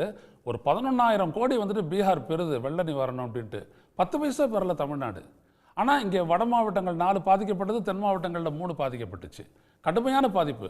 அது எந்த பட்ஜெட் அலோகேஷன் இல்லாத இது வந்துட்டு பார்த்தீங்கன்னா கூடுதலான செலவு. அப்போ இதை எங்கேருந்து ஈடு கட்டுவாங்க இந்த மாநில அரசு? அப்போ நீங்கள் அதை கவனிக்கணும் இல்லையா? இதை ரெண்டுத்தையும் சேர்த்து தான் அனலைஸ் பண்ணணும். இப்போ மதுபானத்தின் மூலம் 49,000 கோடி, கிட்டத்தட்ட 50,000 கோடி வச்சுங்களேன். இதெல்லாம் வருமானத்தை அதிகரிச்சிட்டோன்னு டார்கெட் ஃபிக்ஸ் பண்ணி விற்பனை செய்கிற அரசாங்கம் நிதி நிலைமை மேம்படுத்துவதற்கு என்ன திட்டம் வச்சிருக்காங்க? டார்கெட் டாஸ்மாக்கு டார்கெட்னு யாரும் ஃபிக்ஸ் பண்ணலங்க. டார்கெட் ஃபிக்ஸ் பண்ணதா சொல்றது தவறு. செய்தி வந்து மாவட்ட ஆட்சியர் பேசுறேன் தகவல்கள்லாம் எடுங்க. பத்திரிகையில எந்த வந்திருக்கு எந்த சார். யார் எந்த சர்க்குலர்ல யாருக்கு கொடுத்துருக்காங்க சொல்லுங்க. இல்ல அதெல்லாம் இல்ல எல்லாமே சார், ஒரு நேரடியா வாட்ஸ்அப்ல மற்றவங்க ஜீவோவா பேசுறது. போடுவாங்க. அதெல்லாம் வாரெல்லாம் செய்யறது எல்லாருக்கும் எல்லாமே தெரியும். நான் அதை ஒரு இஷ்யூ நான் ஆக்கல. இல்ல, என்ன நான் point நீங்க சொல்ல வரீங்க அதுல? நிதியை பெருக்குவதற்கு நீங்க என்ன டிரான்ஸ்பரண்டா என்னென்ன கொள்கை வச்சிருக்கீங்க? ஏங்க கரண்ட் பில்லை ஏத்தனா ஏன் ஏத்துனீங்கன்றீங்க, சொத்து வரி ஏத்தனா ஆர்ப்பாட்டம் பண்றீங்க. ஆனா ஏன் நீங்க அப்ப இல்ல, உங்களால எப்படி சொத்து வரி இவ்வளவு- 10 வருஷம் சொத்து வரி ஏத்தல, இது ஒரு correct. நாமினலா ஏத்தனா இல்ல குணசேகரன். ஏன் ஏத்துனீங்கன்னு கேக்குறீங்க. குணசேகரன், இன்னொரு பக்கம் அதுல வரியை உயர்த்துவதற்கு, வருமானத்தை உயர்த்துவதற்கு என்ன செஞ்சீங்கன்றீங்க. அதே பண்றீங்க. வ- இவ்வளவு கன்ஸ்ட்ரெயின்ட் இருக்கும்போது இலவச அந்த சார், நமக்கு நியாயமா தர வேண்டிய டெல்லி கொடுக்க வேண்டியதை கொடுக்கலையே, அதற்கு ஏதாவது பேசியிருக்காரு எதிர்க்கட்சி தலைவர்? நியாயமா தர வேண்டிய தரல இல்ல. திடீர்னு எதுக்கு மகளிர் உரிமை திட்டம் இலவச பேருந்து எல்லாம் யார் கேட்டாங்க? அப்படி நம்ம சொல்லுவாங்கல்ல. இல்ல இல்ல நாம இலவச பேருந்து சார், திட்டம் நான் இல்ல, எல்லா இல்ல, கருத்துக்கும் correct. மாற்று கருத்தை நான் சொல்ல இல்ல, இல்ல, வரேன் correct தான் நீங்க நீங்க அதை சொல்றது. புரிஞ்சுக்கணும். சரி. இது இலவச எல்லாமே பேருந்து. ஆஹா ஓஹோ தேனும் பான் ஓடுது திமுக அரசியல் அப்படின்னு நம்ம இல்ல, திருப்பாக்கி மாற்று கருத்துக்கு இலவச இடம் கொடுங்க. பேருந்து திட்டம் திமுக அரசு தந்த வாக்குறுதி. அந்த வாக்குறுதியின் அடிப்படையில் மக்கள் வாக்களிக்கிறாங்க. முதல் நாள் முதல் கையெழுத்து முதலமைச்சர் அது கையெழுத்து போட்டு கொடுக்கிறார். மக்கள் யார் மதுவிலக்கு கேட்டாங்கன்னா கொடுத்தா சொன்னாரே. மக்கள் மதுவிலக்கு அதை ஏற்றுக்கொண்டு தானே படிப்படியாக நிறைவேற்றப்படும் மதுவிலக்கு இல்லையே. சொன்னாங்க. நீங்க- முழுக்க நிறைவேற்ற சொல்லல, ஒத்துக்கிறேன். படிப்படியாக நிறைவேற்றப்படும் சொன்னார். என்ன நிலைமை இருக்கு? எனி டெவலப்மெண்ட் அந்த அதரை இப்ப நீங்க மதுவிலக்கு வேணும்ன்றீங்களா? உங்க கருத்து சார், சொல்லுங்க. பீகார்ல நிரூபிச்சிருக்காங்களே சார், டொமஸ்டிக் வயலன்ஸ் நிரூபிச்சு வளர்ச்சி உங்களுக்கு தெரியும். ரோடு ஆக்சிடென்ட் குறைஞ்சிருக்கு. இது ரெண்டும் புள்ளி விவரம் மறுக்க முடியாது சார், நமக்கு பிடிக்கலன்னா மறுக்கலாம். இல்ல இல்ல அது இல்ல வேற விஷயம். குஜராத்ல நம்ம வந்து திட்டணும், குஜராத்ல விமர்சிக்கணும்னா கள்ளச்சாராயம் பெருக்கெடுத்து ஓடுது. அது வந்து ப்ரொஹிபிஷன் ஃபெயிலியர்ன்றது ஒண்ணு. பல வருஷமா காந்தி பிறந்த மாநிலத்துல குஜராத்ல இருந்த மதுவிலக்கு கிஃப்ட் சிட்டி வந்த பிறகு தளர்த்துறாங்க. அதுவும் சமகாலத்தில் நடக்குது. நீங்க மதுவிலக்கு அப்படின்றது உலகம் முழுக்க தோற்று போன ஒரு கொள்கையை நீங்க நிறைவேற்றணும்னு சொல்றீங்களா? நிறைவேற்ற முடியுமா? எந்த நிறைவேற்றல. எனக்கு யதார்த்தம் தெரியும். எனக்கு யதார்த்தம் காங்கிரஸ் தெரியும். ஆள்ற ஆனா என்னன்னா நீங்க கர்நாடகால இல்ல, கம்யூனிஸ்ட் ஆள்ற எல்லாமே முடியும்னு சொல்றீங்களே, நம்பிக்கை அடிப்படையில் உங்களுக்கு குறைந்தபட்ச நீதி அரசாங்கத்தோட நிதியிலுமே தெரியாதா? ஒரே ஒரு விஷயம் சார், நீங்க நீட்டை பத்தி சொல்றீங்க. நீட்டை வந்து நான் வந்து அவர் ரகசியம் அதெல்லாம் அந்த மாதிரி சீப்பா நான் பேச விரும்பல. ஆனா நீட்டை பத்தி நமக்கு எதிர்க்கிறோம்ல, அதனால தமிழக மாணவர்களுக்கு வாய்ப்பு பாதிக்கப்படும், தமிழக மாணவர்களுக்கு இடஒதுக்கீடு பாதிக்கப்படும். இதுதான் நம்ம அடிப்படை. இடஒதுக்கீடு பாதிக்கப்படும் சொல்லல. இல்ல இடஒதுக்கீடு தமிழக மாணவர் என்ன முதல்ல சொன்னதுக்கு நீங்க ஒத்துக்கிட்டீங்க. அதனால சொல்றேன், தமிழக மாணவர் பாதிக்கப்படும் சொன்னீங்க இல்லையா? ஆமா, நானும் சொல்றேன். எடப்பாடி வந்து இது நீட்டை ஒழிக்க முடியாது, யதார்த்தம். 7% தமிழ்நாட்டு அரசு என்ன யதார்த்தம்? இல்ல. எதிர்த்து போராடுறது சார், உங்களுக்கு இருங்க. இல்ல சார், நான் வாய்ப்பு பேச போட மாட்டீங்களா? ஒரு மாற்று கருத்துக்கு இடமே பாக்கி நான் கிடையாதா? என்றனா வாங்க பாக்கி. கிடையாதா? பாக்கி நான் வந்து இப்ப ராஜிக்கு correct, correct. சொல்றேன். இல்ல, இல்ல. அதனால பலன் விளைஞ்சதா இல்லையா? நான் என்ன சொல்றேன், 7.5 எடப்பாடி பழனிசாமி அவர்கள் 7% கொண்டு வந்தாருன்றதுக்காக அதை இந்த அரசு நிறுத்துச்சா, அல்லது என்ஜினியரிங் காலேஜ் அப்போ இல்ல ஒரு செகண்ட் அக்ரிகல்ச்சர் காலேஜ், நீங்க வெட்டனரி காலேஜ்னு சொல்லி இருக்கிற அத்தனை ப்ரொஃபஷனல் கோர்சஸ்லயும் அரசு பள்ளி மாணவர்களுக்கு 7% வந்து ஸ்டாலின் அவர்களுடைய ஆட்சியில வந்திருக்கு. கரெக்ட். நீட்டுக்கும் அதுக்கு என்ன சம்பந்தம்? அண்ணா யூனிவர்சிட்டியில இன்னைக்கு அரசு பள்ளி மாணவர்கள் அதிகம் படிக்கிறாங்களா இல்லையா? வேளாண்மை பல்கலைக்கழகத்திலையும் கால்நடை வெட்டனரி காலேஜ்லயும் அதிகம் பேர் படிக்கிறாங்களா இல்லையா? நீட்டுக்கும் 7.5 நான் என்ன சொல்ல வரேன்னா, நீட் இல்லாமலேயே ஒரு பாயிண்ட், நீட் இல்லாமலேயே நீட் இல்லாம +2 மதிப்பெண் அடிப்படையில் எம்பிபிஎஸ் சேர்க்கை இருந்து 7% ரிசர்வேஷன் இருந்திருந்தாலும் அரசு பள்ளி மாணவர்கள் பெருமளவில் பயன்பெற்றிருப்பாங்க. கரெக்ட். இந்த கான்செப்டை கொண்டு வந்தது அந்த அரசாங்கம். நீட்டை ஏன் எதுக்க மாட்டீங்க? நீட்டு கொடுக்க மாட்டேன்னு சொல்ற டெல்லியை பார்த்து விளக்கு தர மாட்டேன்னு எதிர்த்திருக்காங்க சார், நீட்டை எதிர்த்திருக்காங்க சார். அப்படி ஒன்றும் நம்ம சொல்ல வேணாம், எல்லாமே சொல்ல வேணாம். பல விஷயங்கள் ஏடிஎம்கே கவர்மெண்ட், ஜெயலலிதா கவர்மெண்ட் இந்த கடுமையை எதிர்த்திருக்காங்க. நீட்டை எதிர்த்திருக்காங்க, உதவி திட்டத்தை எதிர்த்திருக்காங்க, மின்சார இது சார் டெல்லிக்கு அழுத்தம் கொடுத்தோன்னு சொல்றாருல்ல சார், டெல்லிக்கு அதிமுக அழுத்தம் கொடுத்து திட்டங்களை பெற்றதுன்னு சொல்றாருல்ல. கூட்டணியில் இருக்கும்போது கன்வின்ஸ் பண்ணி வாங்கி இருக்கலாமே. இப்பயாவது ஒரு ஹாஸ்டைல் கவர்மெண்ட். அதான் நானும் அதை தான் சொல்றேன். கூட்டணியில் இருக்கும்போது டிஎம்கே கவர்மெண்ட் யூபியிலே அதை சொல்லியிருக்கலாமே அப்படின்னு கேட்பேன். அப்படின்னு அவங்க அப்ப நீட்டே வரலையே. இல்ல சார், காந்தி செல்வன் அமைச்சர் தமிழ்நாட்டில் எழுதுனாங்களா? எல்லாம் தமிழ்நாட்டில் இல்ல ஒரு நிமிஷம், மற்றவங்க பேசலாம், நீங்க பேசக்கூடாது. ஒரு செகண்ட், தமிழ்நாட்டில் நீட் நடந்ததா? ஜெயலலிதா உயிரோடு இருக்கிற வரையிலும் ஜெயலலிதா ஆட்சியில தமிழ்நாட்டில் நீட் நடந்ததா? ஜெயலலிதா காலம் இல்லங்க, நீங்க யூபிஏ காந்தி செல்வன் கொண்டது ஒரு பாயிண்ட். ஜெயலலிதா உயிரோடு இருக்கும்போது தான் காந்தி செல்வன் கொண்டு வந்ததா சொல்ற நீட் இருந்தது. சரி, அப்ப தமிழ்நாட்டில் நடந்துச்சா? இல்ல. ஏன் நடக்கல? அது இது இந்த அம்மா ஒரு எக்ஸெப்ஷன் வாங்கினாங்க. ஏன் அப்புறம் வாங்கல? நீங்க எடப்பாடி ஏன் வாங்கல? அது அப்ப இப்ப இவங்க ஏன் மோடி தரல? இவங்க தான 4.5 வருஷம் வந்திருக்காங்க. ஏன் மோடி தரல? கேட்டுட்டு தானே இருக்காங்க, சட்டம் போடுறாங்க, தர வேண்டியது யாரு? ஏன் அது சட்டம் சார், நீட் வந்து நான் ரொம்ப இல்ல நீட்டுக்கு ப்ளேம் பண்ண இல்ல ஒரு பாயிண்ட் சார். இல்ல திரும்ப இத ஒரு பொய் திரும்ப சொல்லப்படுது. யுபிஏ அரசில் கொண்டு வரப்பட்ட நீட்டு அந்த ஆட்சியிலேயே முடிஞ்சிருச்சு. சுப்ரீம் கோர்ட் அது செல்லாதுன்னு சொல்லிட்டாங்க. அதற்கு பிறகு மோடி ஆட்சி வந்த பிறகு அதுக்கு எதிராக அப்பீலுக்கு போய் மீண்டும் இந்த நீட்டை கொண்டு வந்தாங்க. நீட் ரத்து செய்யப்பட்டது. யுபிஏ கொண்டு வந்த நீட் வந்து சுப்ரீம் கோர்ட் வந்து இல்லீகல்னு சொல்லி ரத்து செய்துட்டாங்க. அதற்கு பிறகு டிசென்டிங் ஜட்ஜா இருந்த தவே மெஜாரிட்டி ஜட்ஜா வந்து அவர் விசாரிச்சு சொன்ன தீர்ப்பை அவரே மாத்தினார். இப்ப கேள்வி வந்து நீட் என்கிற ஒரு சட்டத்தை விலக்கு தர மறுக்கிற மோடி அரசை விமர்சிப்பீங்களா? நீட்டு விலக்கு தாங்கன்னு கேட்கிற அதுக்காக சட்டம் போடுற மாநில அரசை நீங்க எதிர்ப்பீங்களா? நீட்டு செல்லாதுன்னு யார் சொன்னா? கோர்ட்டு தானே, சுப்ரீம் கோர்ட் தான். அந்த கோர்ட்டானுக்கு வேண்டியதானே நீங்க கையெழுத்து அதே ஜட்ஜி தானங்க திரும்ப வந்து கொடுத்தாரு. சிம்பிள். அப்பீலுக்கு போனது யாரு? நான் வந்து ஒரே ஒரு எனக்கு வந்து மாற்றுக்கிறது ஏன் சொல்றேன்னா, நீங்க அணுகுமுறைகள்ல நீங்க கோர்ட்டுக்கு போங்க, ஃபைட் பண்ணுங்க, எத்தனையோ விஷயங்களை ஃபைட் பண்ணி ஆனானப்பட்ட ஆளுநரே வந்து குட்டு வாங்க வச்சீங்க இல்ல, அது மாதிரி செயல்படுங்க. நான் கேட்கற கேள்வி எதை எந்த பிரச்சனை எப்படி ஆட வேண்டும். இப்ப காவிரியை டெல்டா மண்டலமா பாதுகாக்கப்பட்ட மண்டலமா அறிவிச்சது. இந்த மாதிரி நானும் சொல்றேன், நீங்க செய்யற நோக்கம்லாம் இல்லை சார். பிரச்சாரம்லாம் ஏற்றுக்கொள்றேன் சார். 2 திராவிட கழகம் ஒரே கழகங்களுக்கு பொதுவான சித்தாந்தம் உண்டு. நான் அதை மறுக்கல. நீங்க என்ன கையாளுகிறீர்கள் அதுதான் நம்ம கேள்வி. அந்த விஷயத்துல இந்த கவர்மெண்ட் அந்த அளவுக்கு செஞ்சிருக்கா? திருப்தி இல்லைங்கிறத நம்ம பதிவு. இந்த ஆட்சி செய்த செயல்பாட்டில் திருப்தி இல்லை அப்படின்னு திரு பாக்கி சொல்றாரு. உங்க கோணம் 2014 மோடி ஆட்சி வந்த பிறகு டபுள் இன்ஜின் சர்க்கார் அப்படின்னு ஒரு டெர்மினாலஜி வந்து அறிமுகப்படுத்துகிறாங்க. அதாவது மத்தியிலும் மாநிலத்திலும் ஒரே கட்சி ஆட்சி செய்தால் மட்டும்தான் அந்த மாநிலத்தும் வந்து முன்னேற்ற பாதையில் செல்லும் அப்படின்னு வந்து சொல்கிறாங்க. அப்போ எதிர்கட்சிகள் ரயிலுக்கு 2 என்ஜின் வச்சு தள்ளுறது மாதிரி. ஆமாம், தள்ளுற மாதிரி. அரசியலமைப்பு சட்டப்படி மத்தியில் வந்து எந்த கட்சி ஆளுகிறதோ அவங்க எல்லா மாநிலங்களையும் ஒரே பார்வையில் ஒரே அணுகுமுறையில் தான் வந்து அணுகணும். மாறாக எங்கள் கட்சி எங்கள் கூட்டணி இருந்தால் அவங்களுக்கு நாங்கள் வந்து தேனும் பாலும் அள்ளி கொடுப்போம், எதிர்கட்சிகளாக இருந்தால் காய விடுவோம். இந்த இதை வந்து நிலைநாட்டியிருக்காங்க. எடப்பாடி வந்து அதிமுக வந்து பிஜேபி கூட்டணி இருக்கும் பொழுது, பிஜேபி கூட்டணியோடு அவங்க இருக்கும் பொழுது அவங்க என்ன செஞ்சாங்க? இந்த ஒன்றிய அரசனோட கூட்டணி வைத்து கொண்டு அந்த டபுள் இன்ஜின் சர்க்கார் படி ஏதாவது செஞ்சுருக்காங்கன்னா செய்யலை. மாறாக இந்தியா முழுவதும் அவர்கள் கொண்டு வந்த சமூக விரோத மக்கள் விரோத சட்டங்களுக்கு வந்து ஆதரித்து ஓட்டு போட்டிருக்காங்க. ஆனால் திமுக ஆட்சி வந்த பிறகு இது டபுள் இன்ஜின் சர்க்காருக்கு எதிராகவும் இருக்குது, மோடி ஆட்சியை எதிர்க்கக்கூடிய இந்தியா கூட்டணியோட ஒரு முக்கியமான அங்கமாக இருக்கிறது. அப்போது ஒன்றிய அரசு போடுகின்ற ஒவ்வொரு தடைகளையும் எதிர்த்து தான் தமிழகம் இந்த பாதையில் வந்து முன்னேறி இருக்குது.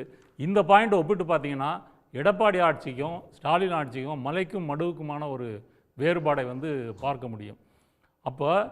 இப்போ எடப்பாடி வந்து இப்போ சொல்லக்கூடிய அந்த எதிர்ப்பு எல்லாமே ஒரு எதிர்க்கட்சியாக இருந்து கொண்டு ஆட்சி பிடிக்கணும்னு மேம்போக்காக சொல்லக்கூடியது.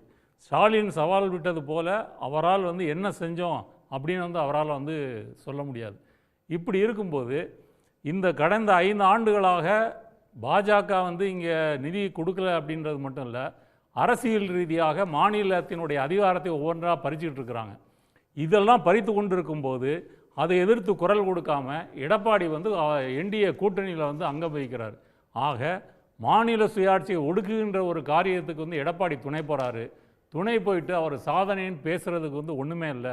திமுக அதை எதிர்த்து ஃபைட் பண்ணுது சார். இன்னைக்கு பேசுறாரு சார், 100 நாள் வேலை திட்டத்தை 125 நாள்னு மோடி அவர்கள் அறிவிச்சிருப்பதற்கு அதிமுக கொடுத்த அழுத்தம் எங்க கோரிக்கை தான் ஏற்றிருக்கிறாங்க. 40% 60% என்ன பதில் சொல்லுவார்? இப்போ 40% 4500 கோடி வந்து மாநில அரசின் தலையில் கட்டப்பட்டிருக்குது. இப்போ இருக்கிற நிதி சுமை பத்தாதுன்னு இதை கட்ட வேண்டியிருக்குமே. நீங்கள் கூட்டணி கட்சியில் இருக்கிறீங்கள, ஒரு அழுத்தம் கொடுத்து அதை ரத்து செய்ய பேச வைக்க வேண்டியது தானே. அது எதுவுமே வந்து பேசாமல் இது 125 நாள்னு அவங்க சொல்லியிருக்கிறாங்க. 4500 கோடி நீங்கள் கட்டணும்னு சொல்லியிருக்கிறாங்க. மத்திய அரசு வந்து ஒன்றிய அரசு 60% தருன்னு சொல்லியிருக்காங்க.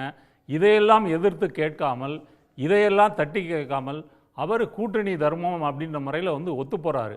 அப்போ யார் மாநிலத்தினுடைய மக்களுக்கு குரலுக்கு வந்து செவி சாய்க்கிறாங்க, உரிமைகளுக்கு வந்து போராடுறாங்க, இதை அரசியல் ரீதியாக பார்க்குறதா முக்கியம். இந்த ஸ்ட்ராட்டஜிக்ஸு நம்பர்ஸு இப்போ தமிழ்நாடு வந்து 14% வந்து நம்முடைய ஜிடிபி வந்து முன்னேறிக்குது அப்படின்னு சொன்னால் ஒன்றிய அரசினுடைய அவர்கள் விதித்திருக்கின்ற வரம்புகள் தடைகளை தாண்டி சாதிச்சிருக்கிறோம். அது இல்லை அப்படின்னு சொன்னால் இன்னும் நம்ம போவோம். இப்போ மோடி வந்து வெளிநாட்டு முதலீடுகள் வந்திருக்குன்னு சொல்லி குஜராத்தில் தனியாக 3 நாள் அவங்க நடத்துகிறாங்க மாநாடு, அது போய் கலந்துக்கிறாரு சார். என்னையா தமிழ்நாட்டுக்கு வந்திருக்கிறாரா? தமிழ்நாட்டில் வெளிநாட்டு முதலீடுகளுக்காக இங்கே வந்து ட்ரேட் சென்டரில் கூட்டம் போடுறாங்கல்ல, ஏன் மோடி வரல? ஒரு தடவை கூட ஏன் வரல? குஜராத்தை மட்டும் ஏன் போகிறாரு? அப்போ ஒரு பிரைம் மினிஸ்டரா, சீஃப் மினிஸ்டரா? இந்த கேள்வி எழுதா இல்லையா? குஜராத்தில் வந்து பேரிடர் நிவாரண நிதியாக இருக்கட்டும், பீகாருக்காக இருக்கட்டும் அள்ளி கொடுக்குறாரு. ஐயா சொன்ன மாதிரி தமிழ்நாட்டுக்கு ஒரு பைசா கூட வந்து தரலையே. இப்படி அப்பட்டமாக பிஜேபி மாநில எதிர்க்கட்சிகளை வந்து ஒடுக்குகின்ற ஒரு செயலில் இருக்கும் பொழுது இந்த சாதனைகளை அதோடு ஒப்பிட்டு அரசியல் ரீதியாக பார்க்குறது தான் வந்து முக்கியம். அந்த வகையில் திமுக வந்து இந்த 5 ஆண்டுகள் அவங்க செய்த சாதனை என்பது பிஜேபிக்கு சவால் விட்டு கொண்டு, எதிர்ப்பு விட்டு கொண்டு அதை சாதித்திருக்கிறார்கள் அப்படின்றதான் முக்கியம். திரு ரவீந்திரன் துரைசாமி அவர்கள் கேட்கணும், நம்ம டிஎம்கே ஏடிஎம்கேன்னு ரொம்ப நேரம் இந்த ஆட்சியின் சாதனைகள் அல்லது அதன் மீதான விமர்சனங்கள் நிறைய பேசிட்டோம். அதை விட்டுட்டு மீதி விஷயங்களை உங்கள்கிட்ட கேட்கணும்னு நினைக்கிறேன். 3 மாசத்துல 3 அமாவாசையில் ஆட்சி முடிவுக்கு வந்தவருன்னு திரு எடப்பாடி பழனிசாமி சொல்கிறார். அவரிடம் இந்த நிமிடம் வரலையும் யார் கூட்டணிக்கு வந்திருக்காங்க அப்படின்னு பார்த்தா பிஜேபி மட்டும்தான், வேற எந்த கட்சியும் பெரிய கட்சிகள் கூட்டணிக்கு வரல. மீதி கூட்டணி அழைப்பை, அது டிடிவி தினகரனாக இருக்கலாம், எங்களை யாரும் அழுத்தம் கொடுக்க முடியாதுங்கிறாரு. ஒரு தலைவரை வேணா நெருக்கடி கொடுக்கலாம், தொண்டர்கள் எப்படி ஏற்றுப்பாங்கன்னு அவர் எதிர்கேள்வி கேட்குறாரு. ஒரு வழக்கமாக வந்து சொத்து பிரச்சனைக்கு தான் வந்து வக்கீல் நோட்டீஸை வந்து பேப்பரில் ஏல விளம்பர நோட்டீஸோ அல்லது வக்கீல் அறிவிப்புன்னு கொடுப்பாங்க. கூட்டணி பேச்சை ஏன்ட்ட தான் நடத்தணும், அன்புமணி ராமதாஸ் நீங்கள் நடத்துனீங்கன்னா அது செல்லாதுன்னு வக்கீல் நோட்டீஸ் கொடுக்குறாரு பிஎம்கே நிறுவனர் திரு ராமதாஸ். இன்னொரு பக்கம் பிரேமலதா 234 வெயிட் பண்ணுங்கன்றாங்க. இது என்ன சார், கண்ணாமூச்சி ஆடுற மாதிரி இருக்கு, என்ன வியூகம் இதில்? மல்டிபிள் ஃபேக்டர்ஸில் ஒரு அரசாங்கம் அமையுது. ஒரு அரசாங்கம் ப்ரோ இன்கம்பன்சியில் தொடர்றதுக்கும் பல அம்சங்கள் உண்டு. இதில் பெரும்பாலான அம்சங்கள் திமுக கழக தலைவர் முதல்வர் மு.க. ஸ்டாலினுக்கு சாதகமாக தான் இருக்குது. அதில் முக்கியமான ஒரு அம்சமாட்டு கவர்னன்ஸை பொறுத்த அளவில் பல தரப்பு ஆதரவு தான் இருக்கிறாங்க, எதிர்ப்பும் சில தரப்புகள்கிட்ட இருப்புங்கிறத நான் மறுக்க விரும்பலை. பட் இந்த அலையன்ஸ் அர்த்தமெட்டிக்கில் ஸ்டாலின் கொடுக்கறது எம்பி போஸ்ட்டு, எம்எல்ஏ போஸ்ட்டுன்னு அவர் 3 தேர்தல்களில், 3 பெரிய தேர்தல், 2 மக்களவை, ஒரு சட்டமன்ற தேர்தலில் அவர் நிரூபிச்சிருக்கிறார். அதனால தான் ஆளுங்கட்சிக்கான எதிர்ப்பு தொடர்பாக டிடிவி தினகரன் சொல்லும்போது எதிர்ப்புன்னு பல ஊடகவியலாளர்கள் பலரும் சொன்னால் கூட 39 எம்பி அவங்க ஜெயித்துட்டாங்கன்னு சொல்லும்போது மக்களவை தேர்தல் ஸ்டாலினை முன்னிறுத்தி நடந்த ஒரு தேர்தலாட்டு எந்த அணியிலும் இல்லாத டிடிவி தினகரன் தன் கருத்தை முன்வைக்கிறாரு. மற்றபடி கூட்டணி இங்கே அமைப்புக்குள்ள இன்னைக்கு பாஜக எடப்பாடி பழனிசாமி 2 பேரும் மக்களவை தேர்தலில் தனியாக நின்று தோத்ததுனால ஒருத்தருக்கு இன்னொருத்தர் தேவைங்கிற அடிப்படையில் 2 பேரும் அதில் ஒன்றிணைஞ்சிருக்காங்க. இது கூடுதலாக ஜி.கே. வாசன் இந்த ஒன்றிணைவுக்கு டெல்லியில் முயற்சி செய்து அதில் வெற்றியும் பெற்றவர் ஜி.கே. வாசன், அவரும் அந்த அணிக்குள்ளே இருக்கிறார். ஸோ இவர்களை தாண்டி ஏற்கனவே என்டிஏக்குள்ள இருந்த மற்ற கட்சிகள் என்றாலும் சரி, அல்லது அதிமுக அணியில் இருந்த தேமுதிக, புதிய தமிழகம் போன்ற கட்சிகள் என்றாலும் சரி, தங்கள் முடிவை அறிவிக்காமல் எல்லாமே என்ன பெரிய லாபம் வந்துடப்போகிற அடிப்படையில் தங்களுடைய முடிவை அறிவிப்பதில் இழுத்தெடுத்து கொண்டிருக்கிறார்கள். காரணம், எடப்பாடி பழனிசாமி அவர்களால் இதுவரை நாம் கடந்து வந்த அவருடைய அரசியல் பாதையை பார்த்தால் vote transferring capacity, seat converting capacity அவருக்கு மிக குறைவாக இருக்கிறது. இதுதான் முக்கிய காரணம். ஓட் டிரான்ஸ்பரிங் கெப்பாசிட்டி, தினகரன், அதாவது அதிமுகவை ஒன்றுபடுத்துறது தான் அமித்ஷாவோட வியூகம். அதிமுகவை பலப்படுத்துவாரு, டிடிவி, ஓபிஎஸ், தினகரன் இவங்களெல்லாம் ஒன்றுபடுத்திடுவாங்க. பிரிஞ்சு கிடக்கிற பிஎம்கேவை, பிஎம்கேஏ அண்ட் பிஎம்கேஆர் 2ஐயும் ஒன்றுபடுத்திடுவாரு. செதறி கிடக்கிற மற்ற எல்லா ஒரு சோசியல் கோயலிஷன், என்னென்ன ஜாதி சங்கங்கள் வலுவா இருக்கோ அத்தனையும் அதுக்குள்ள கொண்டு வந்துருவாங்க. ஒரு பக்கம் மத அமைப்புகளெல்லாம் ஒன்றும் கொண்டு வந்துருவாங்க. பயங்கரமான வியூகத்தை சென்னையில் வந்து உட்காந்து போட போறாருன்னு சொன்னாங்க. ஆனால் தினகரன் ஒரு கொஞ்சம் மெலோடவுன் ஆன மாதிரி இருந்தார், இல்லை அப்படின்னு அவரும் திருப்பி சொல்றாரு. ஓபிஎஸும் அந்த பேரை சொல்லவே வெக்கமா இருக்குங்கிறாரு. பிஎம்கே மோதலும் முற்றுக்கு வர்ற மாதிரி தெரியல.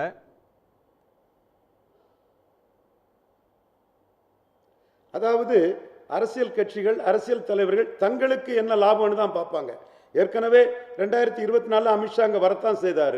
எடப்பாடி பழனிசாமி சீட் தகராறில் அதை பிரேக் பண்ணிட்டு போகலையா? மத்திய ஆட்சியில் தான் பாஜக இருந்தாங்க, அதிமுக அதிகாரமற்றவர்கள் தான் இருந்தாங்க. நகர்ப்புற உள்ள தேர்தலையும் சீட் தகராறில் பிரேக் பண்ணலையா?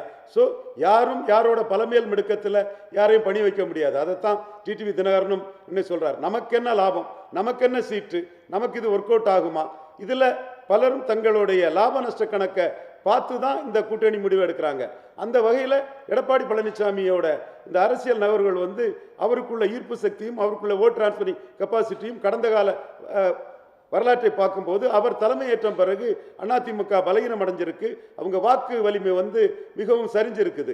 அந்த சூழ்நிலையில் நமக்கு எந்த அளவுக்கு சீட்டு வேணும், நமக்கு என்ன முக்கியத்துவம் வேணுங்கிற அந்த அடிப்படையில் தான் சரி வரட்டு, இன்னும் நாட்கள் இருக்குது இல்லை, நம்மக்கிட்ட வரட்டு, அவர்கிட்ட நம்ம அவசரப்பட்டு போகிறதுனால நமக்கு என்ன பெரிய லாபம் வந்துட போகுதுங்கிற அடிப்படையில் தான் இந்த கட்சிகள் எல்லாம் காத்திருக்கின்றன, அமைதி காக்கின்றன.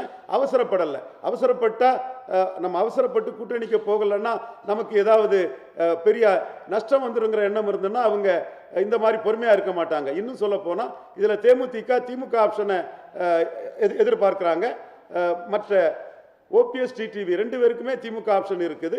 இதில் டிடிவிக்கு நடிகர் புதிதாக கட்சி தொடங்கியிருக்க நடிகர் விஜய் ஆப்ஷன் இருக்கிறது. ஆக எடப்பாடி பழனிசாமியை பொறுத்தவரையில் பாஜக கூட்டணி அமைந்த பிறகு இன்னும் வெளிப்படையாக சொல்ல வேண்டும் என்றால் என்னுடைய கருத்து பாஜக அவங்களுக்கு பிளஸ் தான் என்று சொன்னாலும் கூட கூட்டணியில் சேராமல் காத்திருக்கக்கூடிய கட்சிகள் மத்தியில் பாஜக ஒரு மைனஸ் என்ற எண்ண ஓட்டமும் கூட்டணியில் அமையாமல் வெளியே காத்திருக்கக்கூடிய கட்சிகள் மத்தியில் தெளிவாக இருக்கிறது. ஒரு ஆளுங்கட்சி மத்திய ஆளுங்கட்சி என்பதனால் அந்த கருத்தை சொல்லாமல் எப்படி வருகிறது, எந்த மாதிரி சீட் ஷேரிங் வருது என்பதை காத்திருக்கிறார்கள். எனவே எடப்பாடி பழனிசாமி அவர்களை பொறுத்தவரையில் மக்களவை தேர்தலிலே பாஜக மைனஸ் என்று கூறியவர் சி.வி. சண்முகம், செங்கோட்டையன், அப்பொழுது அவரோடு தான் இருந்தார், ஜெயக்குமார் போன்றவர்கள் எல்லாம் எங்கள் தோல்விக்கு பாஜக தான் காரணம் என்று கூறியவர்கள் பாஜகவுடன் கைகோர்த்திருக்கிறார்கள் என்றால் அவருக்கு இரண்டாவது இடத்தை உறுதி செய்து கொள்வதற்கு இன்னொரு அணி அமைக்க சக்தி படைத்த பாஜகவுடன் கைகோர்த்தால்தான் இரண்டாவது இடத்திற்கான போட்டியை சமாளிக்க முடியும் என்ற எண்ணத்தில் தான் பாஜகவுடன் மக்களவையிலே சேராதவர் சட்டமன்ற தேர்தலில் சேர்ந்திருக்கிறார்கள். பாஜகவும் ஒரு 20 விழுக்காடு கட்சி தங்களோடு வருகிறது என்று அவர்கள் இணைந்திருக்கிறார்கள். இதை தாண்டி வரக்கூடிய மற்றவர்கள் தங்களுக்கு என்ன லாபம் என்று லாப நஷ்ட கணக்கை பார்க்கும்போது பெரிய அளவு லாபம் இல்லை என்ற அடிப்படையில் தயங்கிக் கொண்டிருக்கிறார்கள் என்பதே உண்மை. இதை விட லாபகரமான இடத்தில் இருந்து அழைப்பு வந்தால் அதை ஏற்றுக்கொள்வார்கள் என்றும் தெரிகிறது. இந்த கூட்டணி கணக்கு என்பது திரைமறைவில் ஆஃபர் அக்செப்டன்ஸை பொறுத்து இருக்கிறது. அவர்களுக்கு நல்ல ஆஃபர், இதை விட உறுதியாக எம்எல்ஏ வெற்றி பெற முடியும் என்ற அடிப்படையிலான ஆஃபர் வந்து பலமான கூட்டணி அமைத்து 47 விழுக்காடு பலத்தோடு இருக்கக்கூடிய திமுக தரப்பிலிருந்து 3 கட்சிகள் தேமுதிக, டிடிவி, ஓபிஎஸ் இவர்களுக்கு ஆஃபர் வரும் என்றால் அந்த ஆஃபரை நல்ல ஆஃபர் என்று ஏற்றுக்கொள்ளக்கூடிய தலைமையில் தான் மெட்டீரியல் பொலிட்டிக்ஸில் நாம் சட்டமன்ற தேர்தலில் வெற்றி பெற்றால்தான் 29 நாம் பிளேயராக இருக்க முடியும் என்ற கணக்கில் அவர்கள் அதற்கும் தயாராகத்தான் இருக்கிறார்கள் என்ற அடிப்படையில் எடப்பாடி பழனிசாமி அவர்களுடைய அந்த கூட்டணி வாய்ப்பு என்பதை மிகப்பெரிய ஒரு லாபகரமான வாய்ப்பு என்று கருதாமல் அமைதி காத்து வருகிறார்கள் என்பதுதான் 100க்கு 100 உண்மை. எடப்பாடி பழனிசாமி அவர்களுடைய அழைப்பு கூட்டணியை விரிவுபடுத்துவது, வலிமையான பிரம்மாண்டமான பெரிய ஒரு மாபெரும் கூட்டணி அப்படின்னு சொல்றத வந்து அமையும், மெகா கூட்டணின்ற வார்த்தைலாம் திரு அன்புமணி பயன்படுத்துறாரு. இப்போ அன்புமணி வந்து அவர் தாவேகா நோக்கி போகிற மாதிரி தெரியல, திமுகவை கடுமையாக விமர்சிக்கிறார். அவருக்கு இருக்கிற ஆப்ஷன் வந்து பிஜேபி இடம்பெறக்கூடிய ஒரு கூட்டணி. இப்போ அவர் வந்து மெகா கூட்டணி அமையும், நாம் இருக்கக்கூடிய கூட்டணி தான் வெற்றி பெறும், ஆட்சி அமைக்குங்கிறாரு. டாக்டர் ராமதாஸ் அவர்கள் ஒரு 25 சீட் நம்ம ஜெயிச்சிருவோம், அப்போதான் அங்கீகாரம் பெற முடியுங்கிறாரு. இவர்கள் இருவரும் ஒரே அணியில் என்டிஏக்குள்ள இருக்க போறாங்களா? இபிஎஸ் அவங்க 2 பேரையும் சமாதானப்படுத்தி கொண்டு வந்துருவாரா? அப்படி பெரிய கட்சி இல்லாமலேயே 3 அமாவாசையில் ஆட்சி மாற்றத்தை ஏடிஎம்கேவால் கொண்டு வந்துட முடியுமா? இதில் இவங்க 2 பேரும் ஒன்றிணைந்து பயணிப்பதற்குள்ள வாய்ப்புகள் மிக மிக மிக எத்தனை மிக வேணாலும் போட்டுக்கலாம். அந்த அளவுக்கு குறைவு என்ற ஒரு சூழ்நிலை இன்று உருவாகிவிட்டது. இதில் அன்புமணி கொஞ்சம் அலர்ட்னஸ் இல்லாமல் தன் காய்களை நகர்த்துகிறார்களோ என்ற ஒரு எண்ண ஓட்டம் எனக்கு வருகிறது. அவுட்ரைட்டாக திமுக எதிர்ப்பு என்பதிலே அன்புமணி மிக வேகமாக போய்கொண்டிருக்கிறார். பாட்டாளி மக்கள் கட்சியை பொறுத்தவரையில் அவர்கள் விக்கிரவாண்டியில் சாதித்தது பெரிய சாதனை. ஈரோடு கிழக்கில் எடப்பாடி பழனிசாமி இடைத்தேர்தலை சந்தித்தை விட பெரிய அளவில் அவர்கள் அதிக வாக்குகளும் 50 பூத்துகளில் லீடிங்கும் எடுத்து சாதித்தார்கள். ஆனால் அதனை அவர்கள் கோட்டை விட்ட இடம் தந்தையும் மகனும் பிரிந்து போனதில் அவர்கள் கோட்டை விட்டிருக்கிறார்கள். இந்த சூழ்நிலையில் எடப்பாடி பழனிசாமி அவர்களை பொறுத்தவரையில் அவர் எதிர்பாராத விதமாக குறைந்த சீட்டுக்கு டாக்டர் ராமதாஸை முடித்துக்கொண்டு திமுக எதிர்ப்பில் வேகமாக இருக்கக்கூடிய அன்புமணி ராமதாஸை திராட்டில் விடுவதற்கும் ஒரு வாய்ப்புகள் உண்டு என்பதில் அன்புமணி அலர்ட்டாக இல்லை என்றே அன்புமணியின் அரசியல் நகர்வுகளை பார்த்து நான் கணிக்கிறேன். காரணம், முழுமையாக ஒரு திமுக எதிர்ப்பை அவர் முன்னெடுத்த பிறகு இது எடப்பாடி பழனிசாமி தனக்கு சாதகமாகும் கருதி டாக்டர் ராமதாஸுக்கு சீட்டுகளை கொடுத்து கொண்டு களத்தில் நின்றால் அன்புமணி டைல்யூட் ஆன நீர்த்து போன ஒரு சக்தியாக ஆவதற்கான வாய்ப்புகளும் உண்டு. குறிப்பாக ஜாதிவாரி கணக்கெடுப்பு ராமதாஸ் அவர்களோட எடப்பாடி பழனிசாமி அவர்கள் கூட்டணி வச்சு பாருன்றீங்களா? அப்ப வேற வழியே இல்லாம திமுகவை கடுமையாக எதிர்த்ததுனால அன்புமணி அதே அலைன்ஸ்ல போய் சமரசம் செய்து ஒட்டி கொள்ளக்கூடிய நிலைமை வந்துரும் கணிக்கிறீங்களா? கண்டிப்பா டாக்டர் அன்புமணி ராமதாஸ் டாக்டர் ராமதாஸ் போல் வில்பவரோட எடப்பாடி தன்னுடைய லாபத்துக்கு எதையும் கடைசி நேரத்தில் செய்ய தயங்காதவர் என்பதில் அலர்ட்டாக இல்லாவிட்டால் அன்புமணி ராமதாஸ் இப்படி காம்ப்ளசன்ட் ஆட்டிடியூட்ல பெரிய அணி அமையும் என்று யாரோ சொன்னதை நம்பி அவர் சொல்லிக் கொண்டு இருந்தால் அவருக்கு ஏமாற்றத்தை எடப்பாடி பழனிசாமி கொடுக்க வாய்ப்பு இருக்குது. காரணம், பாமக என்ற சக்தி ஒரு வலுத்த சக்தியாக தொடர்வது எடப்பாடி பழனிசாமிக்கு தான் எதிர்கால அரசியலில் மிக சிக்கலை கொடுக்கும்.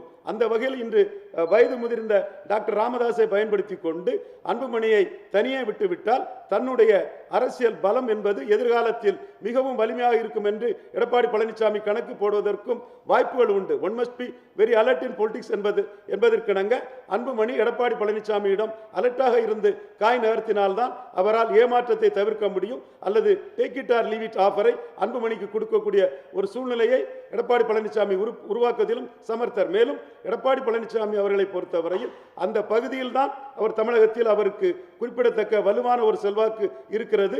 அதனை நீடித்து நிலைத்து செய்வதற்கு எப்படி அதனை கையாண்டால் தனக்கு சாதகம் என்பதை பயன்படுத்துவதில் எடப்பாடி பழனிசாமி மிக்க சமர்த்தர்.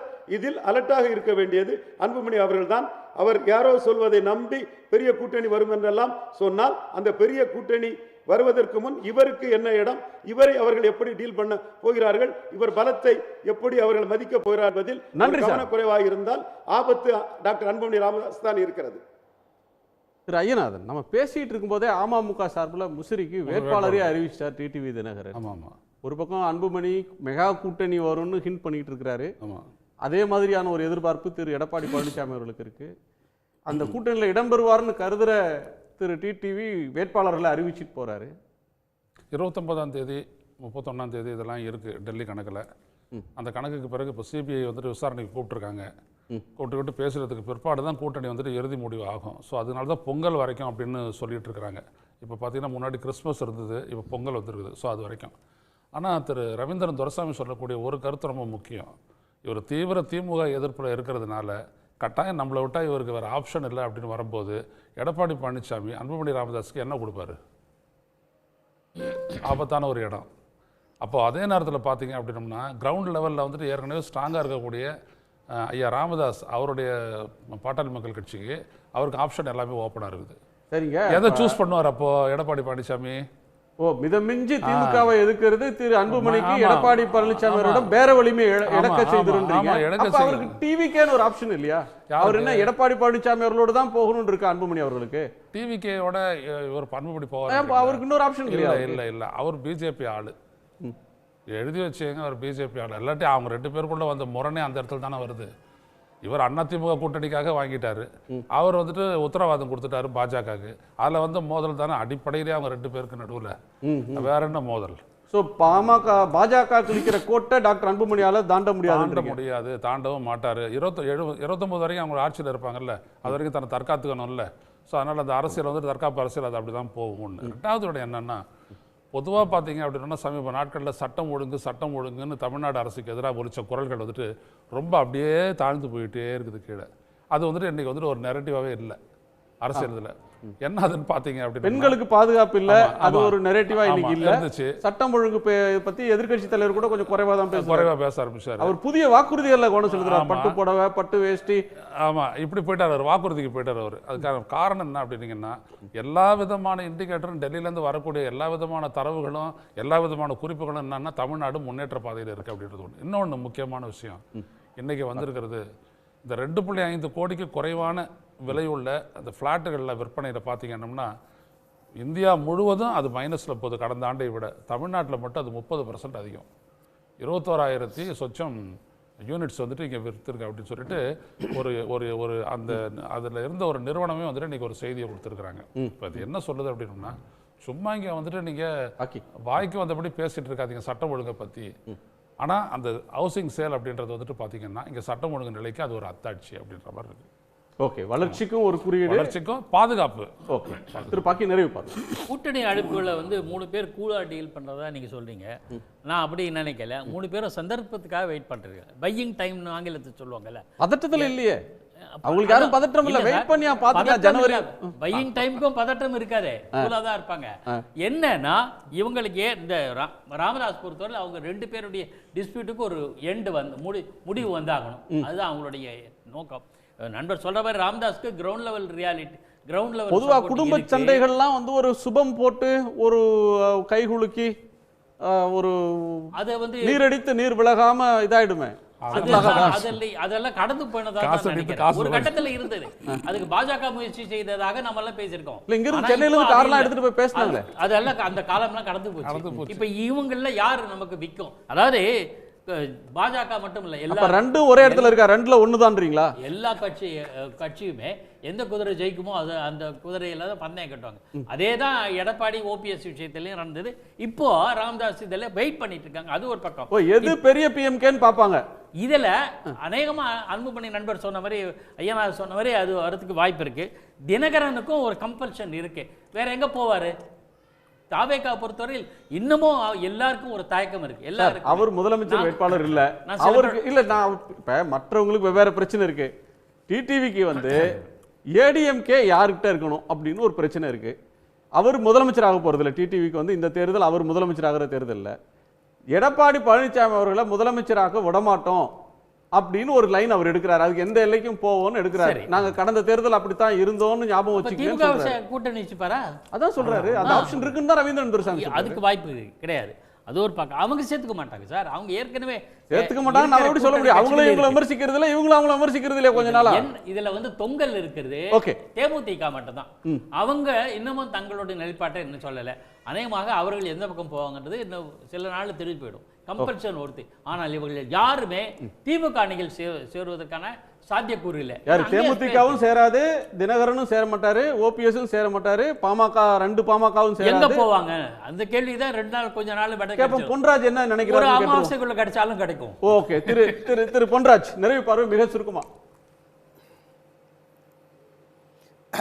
அதாவதுங்க, கூட்டணி வந்து இன்றைக்கி இருக்கக்கூடிய லெவலில் வந்து ஏடிஎம்கே பிஜேபி கூட்டணியில் எந்த கட்சியும் சேர்றதுக்கான வாய்ப்புகள் ரொம்ப ரொம்ப ரொம்ப ரொம்ப கம்மியாக இருக்குது. டிடிவியும் ஓபிஎஸ் அவர்களும் இன்றைக்கு வந்து தனித்து விடப்பட்டிருக்கிறார்கள். அவர்கள் வந்து தனியாக நிற்க போகிறாங்களா, தனி அணியாக நிற்க போகிறாங்களா, இல்லை டிவிகேவுடன் சேர்த்து இருக்க போகிறாங்களா என்பது அவர்களது முடிவை பொறுத்து இருக்குது. தனியாக நின்னாங்க அப்படின்னா அதிமுகவினுடைய வாக்குகளை வந்து அவர்கள் வந்து சேகரித்து இந்த எலெக்ஷனுக்கு பிறகு எடப்பாடி பழனிசாமியுடைய தோல்விக்கு பிறகு அதிமுகவை ஒருங்கிணைப்பதில் ஈடுபடலாம். இல்லை அப்படின்னா அவங்களுக்கு ஒரே சாய்ஸ் வந்து டிவிகே தான். அப்போ அந்த டிவிகேயில் போய் சேரும் பொழுது அங்கே வந்து அன்புமணியையும் சேர்த்து தான் அங்கே சேர வேண்டிய சூழல் ஏற்படும் நான் நினைக்கிறேன். எப்படி சேர்த்தாலும் இன்றைக்கி டிவிகேக்குரிய ஆப்ஷன் வந்து சீமானை கிராஸ் பண்ணி அவங்க 8% கிராஸ் பண்ணி வரணும்னா டிடிவி, ஓபிஎஸ்ஸு, அன்புமணி இவங்கெல்லாம் சேர்ந்தா தான் டிவிகே வந்து 8% கிராஸ் பண்ணக்கூடிய லெவலுக்கே வரும். இல்லைன்னா சீமானை விட 4வது இடத்துல தான் அது இருக்கும். எனவே டிவிகேக்கு இதனுடைய கூட்டணி அமைத்தே ஆக வேண்டிய கட்டாயம் இருக்கிறது. இல்லை என்றால் அரசியலில் காணாமல் போய்விடுவார்கள். இது வந்து இந்த அட்ரஸை தொலைக்கக்கூடிய நிலையில் தான் இந்த கட்சிகள் இருக்கிறது. எனவே வந்து இதை எப்படி அட்ராக்ட் பண்ண போகிறாங்க? அமித்ஷா வந்து இதெல்லாம் வந்து டிவிகே பக்கம் சாய விடாமல் அதிமுக பக்கம், அதிமுக என்டிஏ கூட்டணி பக்கம் கொண்டு வருவதற்கு அவரது ரஜகத துரகாதிபதிகளை பயன்படுத்தி செயல்பட போகிறாரா? இல்லை வந்து இது வேலைக்கு ஆகாது, அதிமுக கூட்டணி வேலைக்கு ஆகாது, பெட்டர் வந்து நம்ம விஜய் சப்போர்ட் பண்ணிடுவோம், மற்றவங்களெல்லாம் நீங்கள் அங்கே போங்கப்பா, நம்ம விஜய் வந்தாலும் பரவாயில்ல, 2ஆம் இடத்திற்கு விஜய் வரட்டும் என்று அமித்ஷா முடிவெடுத்து விட்டால் இவர்கள் அத்தனை பேரும் விஜய் பக்கம் சென்று விடுவார்கள். இதுதான் வந்து நடக்கப் போகிறது. எனவே வந்து 2ஆம் இடத்திற்கான போட்டியில் இப்போ வந்து எடப்பாடி, ஏடிஎம்கே, பிஜேபி வரப்போகிறதா, இல்லை டிவிகே, பிஜேபியினுடைய அமித்ஷாவினுடைய ஆதரவால் டிவிகே அமைக்க இருக்கக்கூடிய கூட்டணி வரப்போகிறதா என்பதுதான் வந்து இப்போ முக்கியமான கேள்வியாக இருக்கிறது. நன்றி சார். எனவே இது வந்து மக்கள் வந்து பார்த்து கொண்டிருக்கிறார்கள். இன்றைக்கு வந்து ஓ தேங்க்யூ குருநாதன். அதாவது இந்த ஆட்சியை பொறுத்த வரைக்கும் ஒரு ஆன்டி இன்கம்பன்சி அப்படின்றது வந்து இங்கே ஸ்ட்ராங்காக இல்லை. அதாவது செவிலியர் போராட்டம் நடக்குது, அரசு ஊழியர் போராட்டம் நடக்குது, இந்த பிரச்சனைகள்லாம் இருக்குது. இதை தாண்டி அப்படி ஒரு எதிர்ப்பு போராட்டம் முடிவுக்கு வந்துருச்சு. 1000 பேருக்கு நிரந்தரம்னாங்க, அவங்க வாபஸ் வாங்கிட்டாங்க. இந்த எதிர்ப்பு அலை வந்து இல்லைன்றதுனால இந்த கூட்டணி கட்சிகளுக்கு வந்து குழப்பம் இருக்குது. அந்த கூட்டணி வந்து எதிர்க்கட்சிகள் ஸ்ட்ராங்காக ஒரு கூட்டணி அமைக்க முடியாமல் போனதுக்கு காரணம் வந்து அப்படி ஒரு எதிர்ப்பு அலை வந்து இல்லைன்றது தான். பிரேமலதா மேடத்தை பொறுத்த வரைக்கும் தனது தம்பியை வந்து ராஜ்யசபா எம்பி ஆக்கணும். இதை தாண்டி அவங்களுக்கு பெரிய கோரிக்கை இல்லை. பாமக பரிதாப நிலையில் இருக்குது. தினகரன் ஓபிஎஸை பொறுத்த வரைக்கும் எடப்பாடி மீண்டும் வந்து முதலமைச்சர் ஆகக்கூடாது, இப்படி தான் இருக்கிறாங்க. எடப்பாடியை பொறுத்த வரைக்கும் தனது 2வது இடத்தையாவது தக்க வைத்துக் கொள்ள முடியுமா, விஜய் வந்துட்டாரே, இதுதான் இந்த நிலைமை இருக்குது. இந்த நிலைமைக்கு காரணம் வந்து இங்கே திமுக ஆட்சி எதிர்ப்பு அலை வந்து மக்கள்கிட்ட இல்லைன்னு ஃபீல் பண்ணுறதுனால தான் அவங்க முன்னாடியே ஒன்று சேர்ந்து ஒரு வலிமையான அணியை வந்து அமைக்க முடியாமல் போனதுக்கு முக்கியமான காரணம். நன்றி. உங்கள் எல்லோருடைய பங்கேற்புக்கும் கருத்து பகிர்வுக்கும் நன்றி. மீண்டும் சந்திப்போம். இது கேள்விக்களம், மக்களின் மேடை. உடனுக்குடன் செய்திகளை தெரிந்து கொள்ள சன் நியூஸ் பெல் ஐகானை கிளிக் பண்ணுங்க.